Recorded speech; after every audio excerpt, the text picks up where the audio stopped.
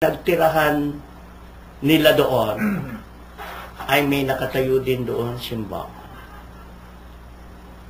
At doon ko rin na-realize kung gaano kahirap ang pagtira niya doon. Pero ang mahalaga rito, Kuya Min, si St. Joseph, ang lahat ng tiniis niya, hindi niya inalintana. Hindi siya nag-atubili. Hindi siya natakot na maaaring masuungan niya yung mga panganib sa lalakbay nilang daan.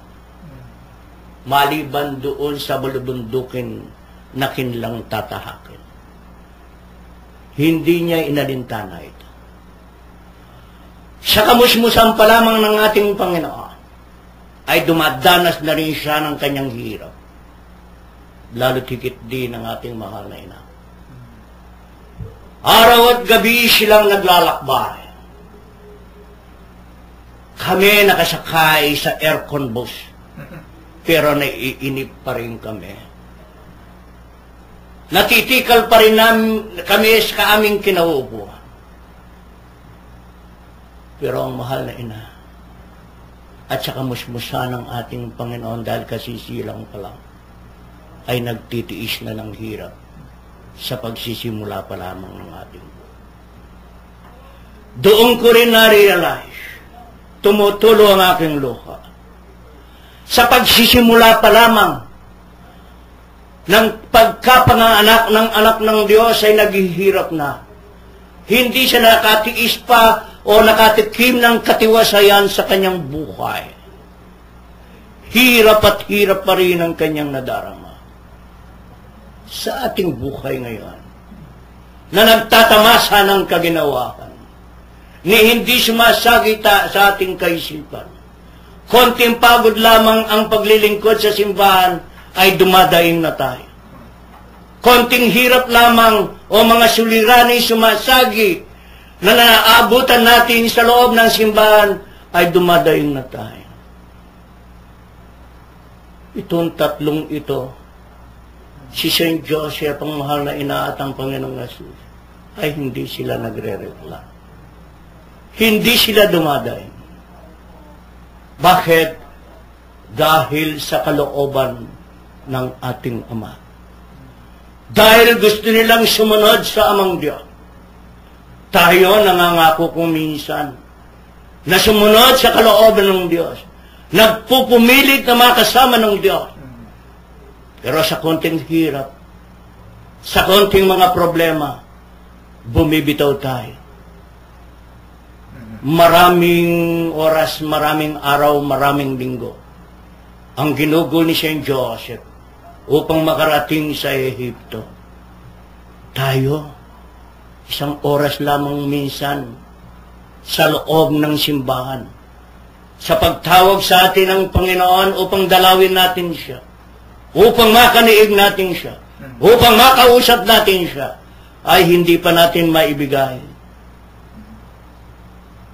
Isipin natin, mga ginikiling naming mga kapatid, sana sa ating buhay mailarawan natin sa umpisa pa lamang ng kasaysayan ng Panginoong Jesus ang dinadanas niyang paghihirap, ang dinanas ni St. Joseph, ang dinanas ng ating mahal na ina na binabaliwala ng ibang mga kapatid natin sa ibang pananampalataya.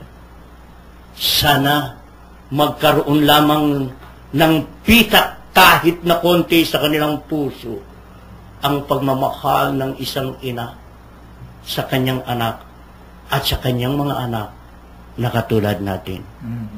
Sana hindi rin tayo manghinawa sa pagsunod, sa pagtalima.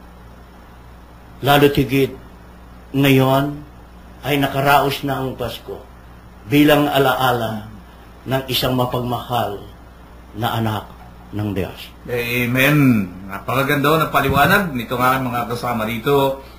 At dito ay pinakikita rito, Kuya Joe, Kuya Bert, sa ating pagtakas na ito patungong Ehipto, na sa simula't simula pa ng pagkasanggol ay inalalayan na ng ating Panginoon Diyos ang ating mag-iinang ito, itong family na ito. Totoo ka. Oo, inalalayan na kaagad sila dahil kasi dito ipinakikita sa panganaginip kung paano iniligtas na itong pamilyang ito doon sa nagbabantang panganib na mawala sa landas nitong si Herodes, itong Panginoon Jesus. Nakita natin. Totoo yan, Kuya. Yung sinasabi niyo, Kuya Bert, na pagkakapaglakbay. Yun ang pinakamahirap. Kasi nanggaling kayo doon sa yun ang mahirap. Yung pinakikita rito, yung pagkakasabi sa panaginip kay Jose ng Panginoon, ipinakita rito kung ano yung sakripisyong ginawa naman itong pamilya na ito, pamilya sagrada na ito, para sa ganun ay maiwasan yung mga panganib sa kanilang buhay. Totoo yun, Kuya. Iniligtas sila ng Diyos. Pero sa pagsunod naman nila ay dumanas din sila ng kahirapan. Ayun. Ipinakikita rin ng pamilyang ito na sa ating buhay ay dadanas tayo ng kahirapan sa pagsunod sa kalooban ng Diyos.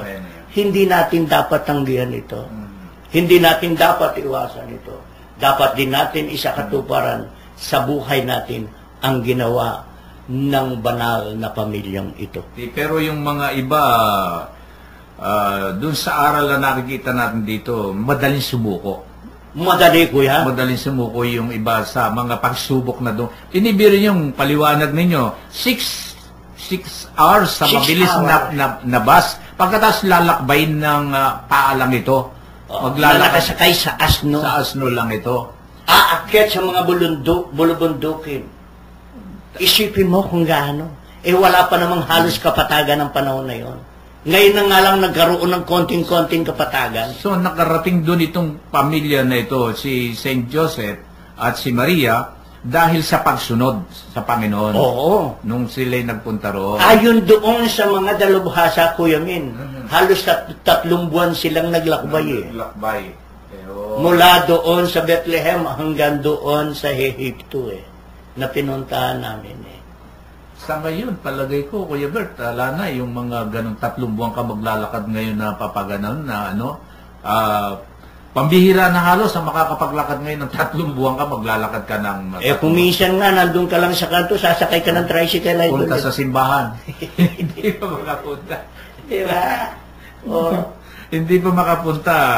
Pero, yun ang aral ho doon, yung sakripisyo. Sakripisyo. Yung sakripisyo na pinakikita rito.